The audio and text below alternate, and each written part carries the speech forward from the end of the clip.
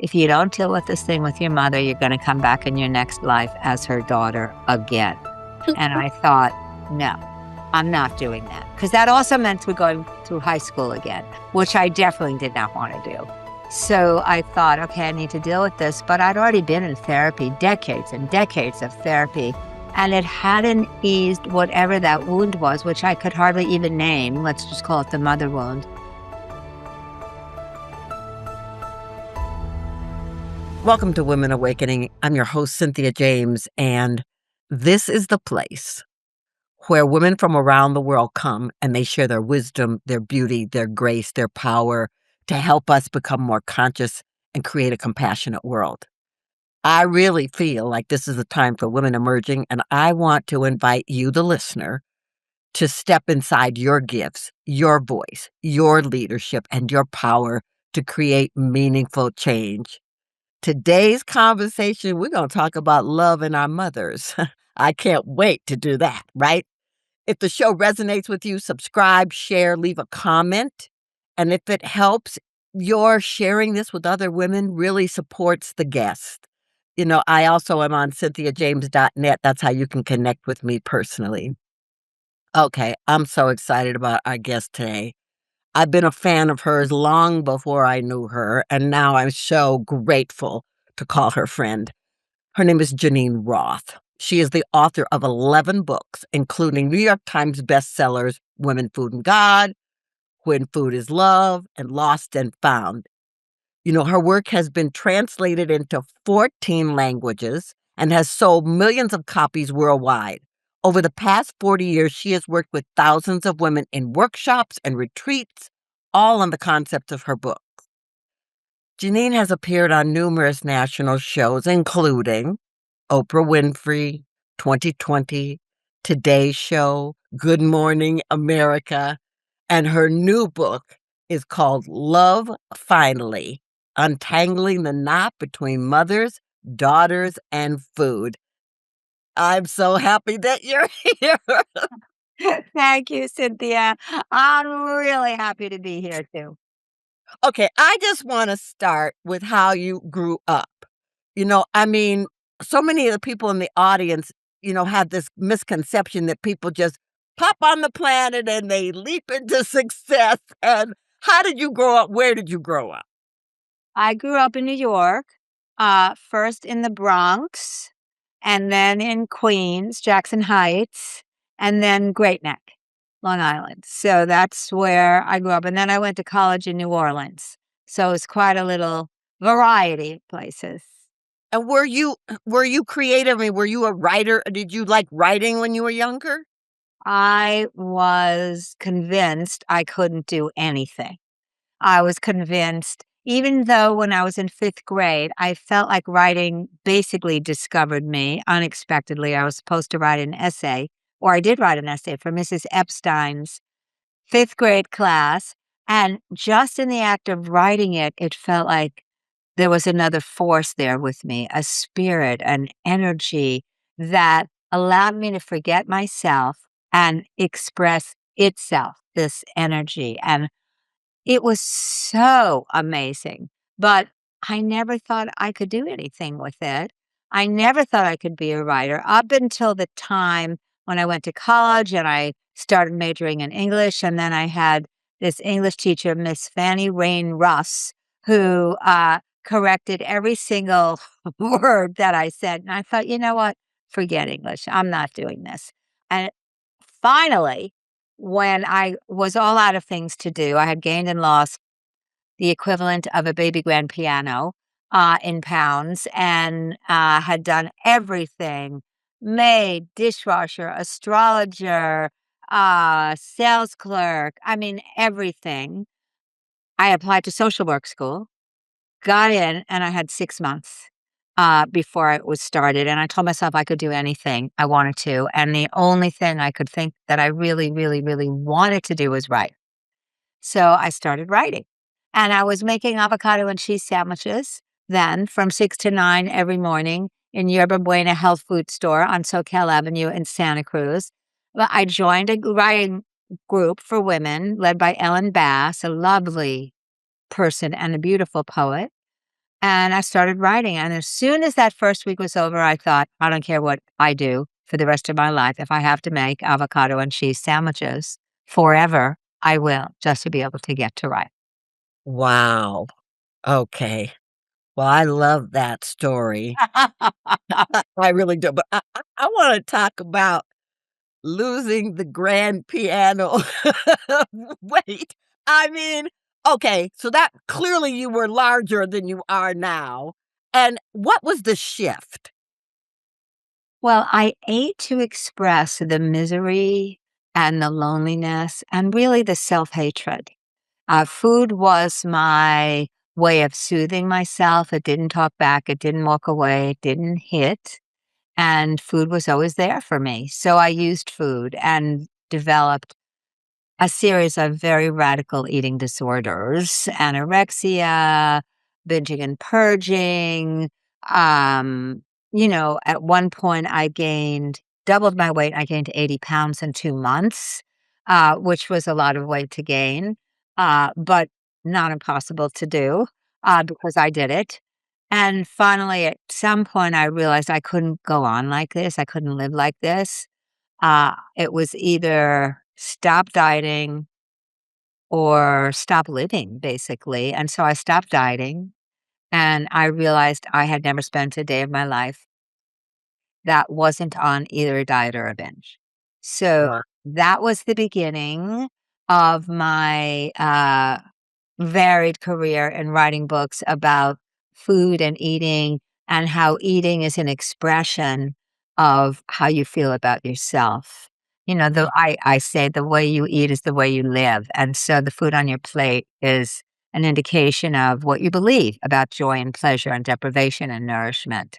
And I worked with my own eating disorder, obviously, and got to a place where I felt like I was at a really fine weight and still, I noticed there was an element of self-rejection and self-loathing that I woke up with during the day. It didn't obviously have to do with my weight, didn't have to do with this man I am in love with and have been with for 40 years, who I feel very loved by. It had to do with something I couldn't quite name. And so I started the work that love finally is an expression of. My new book.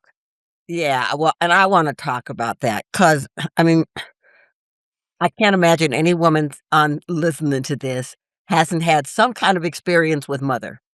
And so so, okay, what was the final thing that said, "I have to write this book"? It was realizing that I was continuing to suffer and that I was still furious with my mother in a low level way, showed up in every conversation that I had with her. And it was what a couple of spiritual teachers had told me, which was if you don't deal with this thing with your mother, you're going to come back in your next life as her daughter again. And I thought, no. I'm not doing that because that also meant we're going through high school again, which I definitely did not wanna do. So I thought, "Okay, I need to deal with this," but I'd already been in therapy, decades and decades of therapy, and it hadn't eased whatever that wound was, which I could hardly even name, let's just call it the mother wound, and I met a woman. My friend Lizzie introduced me to a woman named Coco, who she called a walking love field.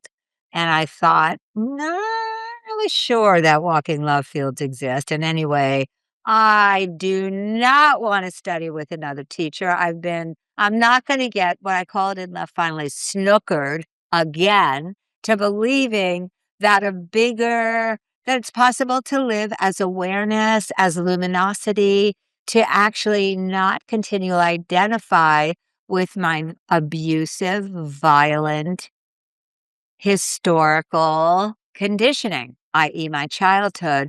But then she invited Lizzie to come to her house. Invited Coco to come to her house when Coco was on her way from visiting her kids. And I went, and something about what Coco said, which is basically, you don't see the world as it is. Well, Anna Eastman said this, you see it as you are. And Coco said, you perceive the world through your wounds. What you see is about your wounds. So you see what you believe, basically. You see as your wounds are. And I still was like, "Oh, you know what? Enough of this." I was ready to leave that gathering, and then Coco talked about how what's unbearable in childhood gets pushed down and projected out, and that you end up forming conclusions about yourself. I'm damaged, I'm not enough, I'm a failure, I'm too intense, I can't get it right, that end up being the lens through which you see the entire rest of your life. And it's possible to dismantle those conclusions and see clearly. And I still was sort of like, maybe. And then she said, "Does anybody want to do any work on this?" And I did. And she presented this technology called the 6 steps, which I talk about in Love Finally. And it was during that that I felt like almost that I was a caboose at the end of a train, that I had been, just huffing and puffing and, always the last car. And it unhitched. And I just felt a kind of wild freedom. And I realized, okay, all right, I'm going to do this. It's worst comes to worst. Coco also said, it's no longer about your mother, not about your mother. It's about the interpretations you made about yourself. And I remember saying to her, I don't see how you could say that. My mother beat the shit out of me. And she said, yes. And it's still about what you're believing about yourself, not about your mother. So in the process she teaches and that I write about in the book, there's no blame. There's no Right. blame at all. It's always about me and looking and seeing what conclusions I came to that were unavoidable but never true and dismantling those. And in the Okay. process, clearing up the blame. Okay, so that's the untangling part. That's the untangling part. Okay, so all right. Now I've known you a long time and I've watched this incredible deep dive journey that you've taken. But I as you've done this work and experienced that freedom, talk to me about the relationship with your mother now. That's extraordinary, I must say. I thought that I had the worst mother in the world. In fact, I Googled at some point before I started doing this work, the worst mothers in the world, because I was positive that I had one. And, what came up was Charles Manson, the serial killer's mother, who traded him for a can of beer. And I realized not in the worst state would my mother have traded me for a can of beer. Maybe a diamond necklace, but sorry, mom, but not a can of beer.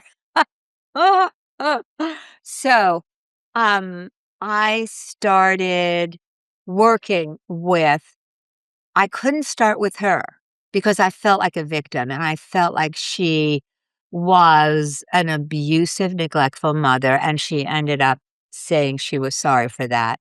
But I realized I had to start with what I believed having this mother and having her do what she did with me meant about me, because that's where the gold was. To Mm, feel what it felt like as a kid with having her come towards me with her hands, to feel the pain of that and to decide very early on, by the time I was 3 or 4, that I was the kind of kid who was unlovable, who couldn't be loved, who was damaged enough that she had a mother like that. And as I started dismantling those conclusions, something amazing happened between my mother and me.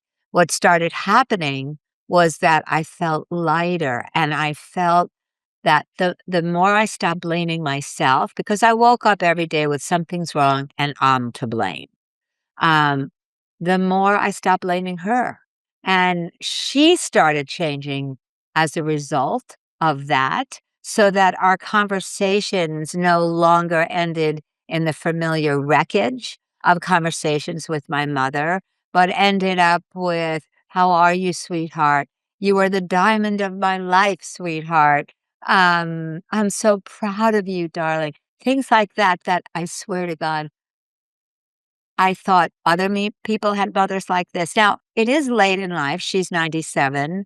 I'm just about to reach 75. But you know what? Better late than never, because I thought I was going to die and she was going to die with this friction and resentment between us. And it's not there anymore, Cynthia. It is extraordinary.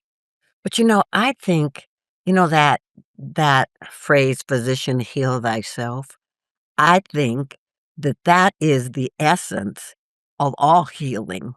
Because you heal you, then everything else changes, and the other people around you don't have to change, but it doesn't weigh you down anymore. Exactly. Exactly. So, well, when my mother, she doesn't really say the things that used to make me insane, but I would imagine if she did, I'd think, okay, this is about her. It's not about me. Mhm. Because when she'd say those things, which is when anybody says anything that irritates me, and that's the beauty of this process that I write about in my book, even the smallest little trigger, like, Matt chewing too loud or ah, ah, somebody not answering a text, even the tiniest little trigger is just it takes you to the deepest place if you're willing to go for it. And, Right. and I was. And I think people are when they realize that when they do, they can really be free. And the luminosity of life itself and of presence and of what I used to say I wanted was contentment without conditions. I Mm, wanted to feel content without being dependent on the outside to mirror how, oh, you're wonderful or you're loved or you're successful or I wanted to have my well-being not dependent on external circumstances, but right. on presence itself. And what was here, what I started seeing was when I started dropping one conclusion after another, what was left is what was always there, what I was born with and as, and what every single one of us is born with and as, which is this natural clarity and spaciousness and love, finally. Yeah, okay. Well, okay, everybody, if you didn't get all that, rewind. But okay, I just need to talk about the writing of this book. Okay. Because we were journeying with you as you were going through this, and I just want anybody out there who thinks they wanna write a book, it doesn't just drop in and go, "Okay, there's the download, here's the book." Can you talk about process? Oh, boy. First of all, I would say to anybody who wants to write a book, don't. Um Unless you're called to, unless you have to. Don't write it because you think it's a good idea or because you think it will make you famous or you think it will, add a lot to your income. It doesn't. Forget that. Do it because it's the expression of a calling, of your gift, of who you are. Because then what happens is the journey of it is the road. The process is the goal. The means to the end is the end. And so you are fulfilled while doing it. Now, that said, I will say that certain moments of this book, because it's a memoir, I realized I had to go to the bottom of places that I never want to feel as a kid. And there were times where I felt like, no, I can't do this. This was a terrible idea. I'm not doing it. The world doesn't need another mother-daughter story. I'm just gonna stop. But something kept calling me to do it. And because writing is the way for me that I know in many ways that I belong here. It's like when I write, the top of my head lifts off and it feels like the sky pours in, and then the bottom of my feet get down to the earth and just reach all the way down to the earth. And I feel like, okay, this is what I was put on the earth to do. If I didn't feel like that, I wouldn't do it. But if I do feel like that, and many people obviously do feel like that, there's nothing more wonderful to do. And it's difficult and it's ecstatic and it's wonderful and it's horrible. The whole thing. Ex exactly right, but I love that you said that. you know, don't do it if you're not called. I tell my clients that about projects or things they wanna create. If that's not a calling, you're just setting yourself up to struggle. You certainly are. That's right. Like, Right. alright, I wanna know, okay, I want everybody listening to this to go out and get this book. How do they find this book? Well, it's called Love Finally, and you can find it everywhere books are sold, on Amazon, all the independent bookstores. I was just out one recently. They had a whole lot of books, Barnes& and Noble. You can get it on Kindle, you can get an Audible book. It's pretty much everywhere where Uh, you can get books. well, that's great. Well, I just wanna say, Geneen, I don't know why the universe called you to write this book, but I think that book is written for a lot of us. Mm. I'm very grateful. I ask the same last question of every guest on this show, and it's the show's called Women Awakening. What do you think is the most important thing about women awakening right now? Being authentic, being true to yourself. Really, and it's not about the expression of it in the world. It's about knowing that you are who you've been waiting for. And when you turn to yourself and when you be on your own side, everything changes. Mm, absolutely. Yeah, just being true.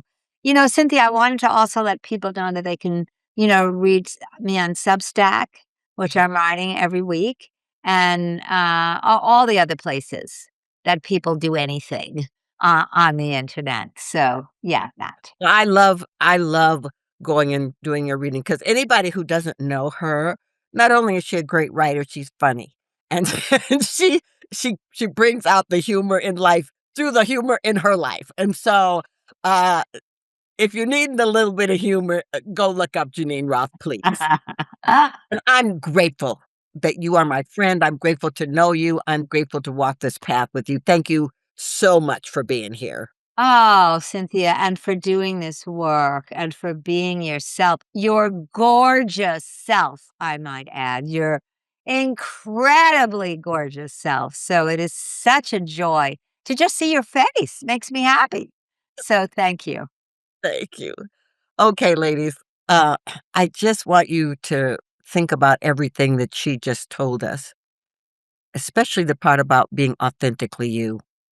You're a unique imprint. Nobody else came here to do what you came to do the way you came here to do it. And by the way, love finally begins with you. It So certainly does. tap into that, ladies. Okay, I love you. Please subscribe. Please share this. Please leave your comments. Come and visit me at cynthiajames.net. And in the meantime, dare to be bold, keep rising, keep shining, keep awakening because the world is waiting for you. I love you, and I will see you next time.